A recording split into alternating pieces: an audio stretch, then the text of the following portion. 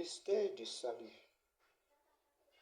J'ai écouté un jour un prédicateur,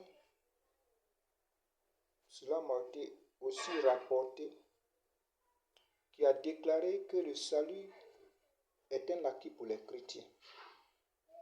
Autrement dit, lorsque tu vas à l'église, tu es sauvé. On est tenté de croire que le salut est un acquis pour les chrétiens.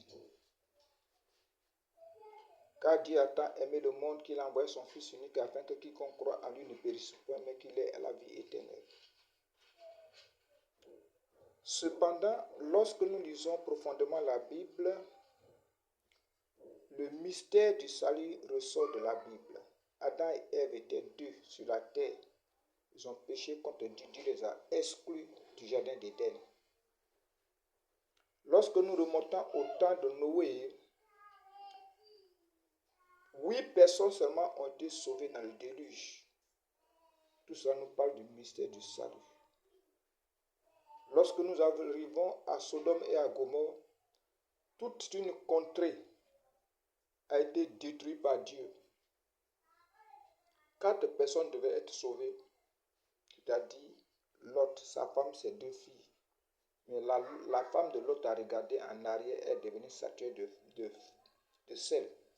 3 personnes ont été sauvées. Tous ceux qui sont quittés en Égypte, 2 personnes seulement sont rentrées à Canaan. Cela nous parle du mystère du salut, que ceux qui sont sauvés dans les générations ne sont pas nombreux. Et Jésus-Christ nous parle dans Matthieu chapitre 7, verset 13 à 14, il dit que la porte, le chemin de la perdition de l'enfer est grand, large. Cependant, la porte qui conduit au paradis est resserrée et le chemin resserré. Et quelqu'un lui pose la question un jour et lui dit, Seigneur, dans Luc chapitre 13, versets 23 à 24, quelqu'un pose la question à Jésus-Christ pour lui dire, Seigneur, il n'y a que peu de personnes qui soient sauvées. Jésus-Christ lui répond que efforcez-vous d'entrer par la porte étroite. Cela veut dire que le salut n'est pas à la portée de tout le monde. Il y a plusieurs églises sur la terre, il y a de nombreuses communautés, mais ceux qui sont sauvés ne sont pas nombreux.